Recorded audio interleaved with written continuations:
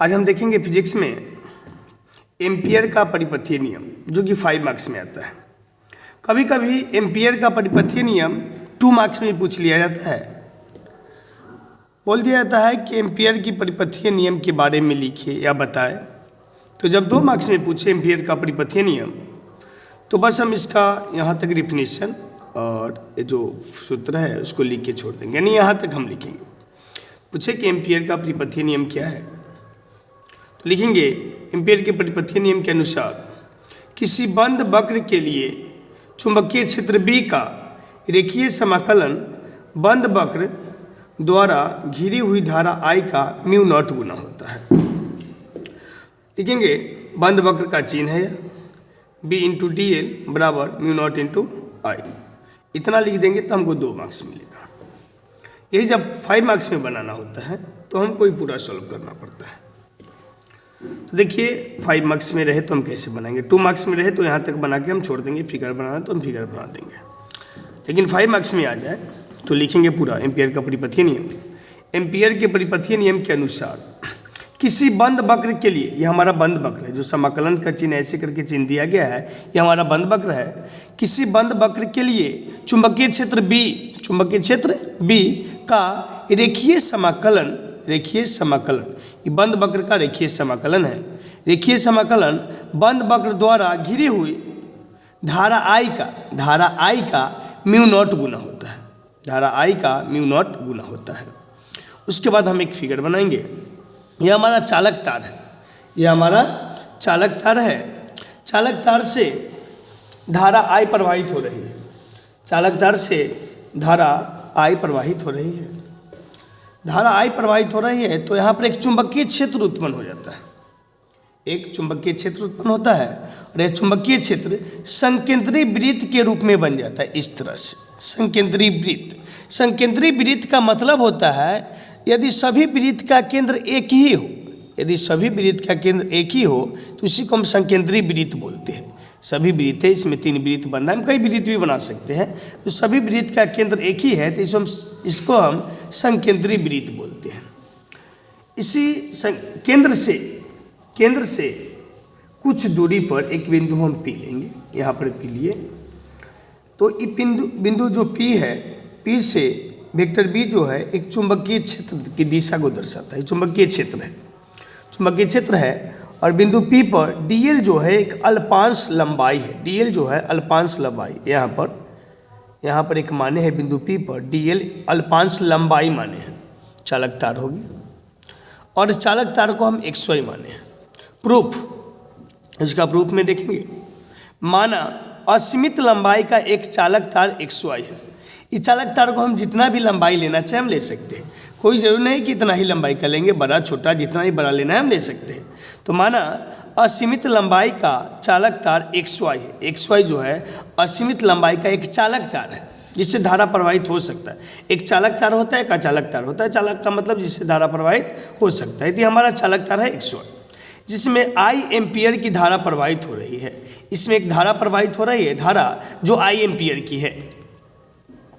I ampere की धारा प्रवाहित हो रही है। चालक के चारों ओर चुंबकीय क्षेत्र रेखाएं संकेंद्रीय वृत्त के रूप में तल के लंबवत होंगे। यहाँ पर एक संकेंद्रीय वृत्त बन रहा है। संकेंद्रीय वृत्त का मतलब होता है जिस वृत्त का केंद्र, कई वृत्त हो उसका केंद्र एक ही हो तो उसको हम संकेंद्रीय वृत्त कहते हैं। तो संकेंद्रीय वृत्त के रूप में तल के लंबवत होंगे। उसके बाद हम लिखेंगे, माना चालक तार से r मीटर की दूरी पर, ये चालक तार xy है। चालक तार xy है, इससे r मीटर की दूरी पर एक बिंदु P है जिस पर हमें चुंबकीय क्षेत्र की तीव्रता की गणना करनी है। इस बिंदु पर हमको चुंबकीय क्षेत्र की तीव्रता की गणना करनी है। माना कि चालक तार से r मीटर की दूरी पर एक बिंदु P है जिस पर हमें, यानी इस बिंदु पर हमें चुंबकीय क्षेत्र की तीव्रता की गणना करनी है। आगे हम करेंगे चुंबकीय क्षेत्र B का रेखीय समाकलन। इसी को हम यहाँ पर उतार दिए, इसी चीज़ को यहाँ पर इतना से हमको इतना प्रूफ करके लाना है। रेखीय समाकलन ये बंद वक्र है, बंद वक्र बोलेंगे B vector into dl vector.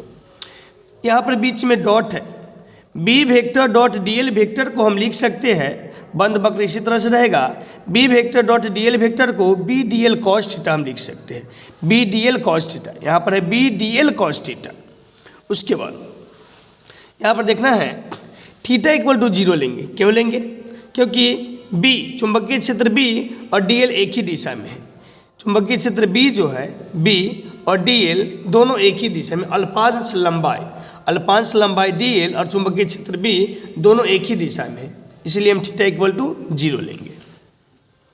यहाँ तो कॉस थीटा का मान, इसको मैं ऐसा ही उतार दिए, b vector into d L vector बंद वक्र बराबर बंद वक्र बी का बी डी एल का डी एल, कॉस 0 का मान होता है 1, कॉस 0 का मान होता है 1। 0 क्यों हुआ?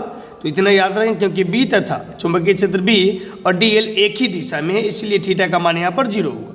तो थीटा का मान 0 डालेंगे, यानी कॉस 0 का मान 1 होता है, कॉस 0 का मान 1 होता है, तो यहाँ पर सिर्फ बी इंटू डी एल बच जाएगा। इस समीकरण 1 हो गया। समीकरण 1, चालक से r दूरी पर, ये चालक तार है, चालक तार XY है, इसमें धारा I प्रवाहित हो रही है। चालक से r दूरी पर स्थित बिंदु P पर चुंबकीय क्षेत्र की तीव्रता, तो चुंबकीय क्षेत्र की तीव्रता B बराबर होता है μ0/4π इंटू 2I/r। चुंबकीय चालक से r दूरी पर स्थित बिंदु P पर चुंबकीय क्षेत्र की तीव्रता B बराबर μ0/4π इंटू 2I/r होता है। ये बात हमको याद रखना है। B का मान समीकरण 1 में रखने पर, इस B का मान हम समीकरण 1 में डालेंगे। समीकरण 1 हमारा यहाँ पर है, तो समीकरण 1 में डालेंगे हम B का मान। अब देखते हैं हम आगे। अब समीकरण 1 है, यहाँ पर समीकरण 1 है बंद वक्र b vector into d L vector, b vector into d L vector बराबर बंद वक्र हम बना दिए। उसके बाद यहाँ पर डी एल का डी एल हम यहाँ पर लिख दिए, डी एल का डी एल, बी वेक्टर का मान हमको यहाँ पर दिया हुआ है, बी वेक्टर का मान यही है हमारा μ0/4π इंटू 2I/r। बी वेक्टर का मान है μ0/4π 2I/r। यहाँ पर हम डाल दिए μ0/4π into 2I/r into d L. यहाँ पर 2 दूना 4 कट गया 2 बार में, ऊपर बच गया μ0 इंटू आई बच गया, नीचे बच गया 2πr बंद वक्र इंटू डी एल। देखिए डी एल जो था अल्पांश लंबाई था, अल्पांश लंबाई, और जब इंटीग्रेशन करते हैं तो इंटीग्रेशन पूरा लंबाई निकलता है। तो यहाँ पर जो हम पीछे देखे थे फिगर में हम देखे थे, ये था अल्पांश लंबाई। जो वृत्त बन रहा है, वृत्त बन रहा है इस तरह से, कई वृत्त बना है, तो इसका अल्पांश लंबाई थोड़ा जगह के लिए है। अब जब समाकलन करेंगे तो पूरा लंबाई का बात होगा, पूरा लंबाई का। तो वृत्त की परिधि होता है, पूरा लंबाई जो होता है वृत्त की परिधि होता है, तो वृत्त की परिधि का फॉर्मूला होता है 2πr। तो जब इसका हम समाकलन करेंगे तो 2πr आएगा, यानी डीएल का पूरा समाकलन करेंगे तो 2πr आएगा, 2πr से 2πr खत्म। तो बंद वक्र का समाकलन b vector into d L vector बराबर μ0 इंटू आई, यही हमारा प्रूव्ड होता है।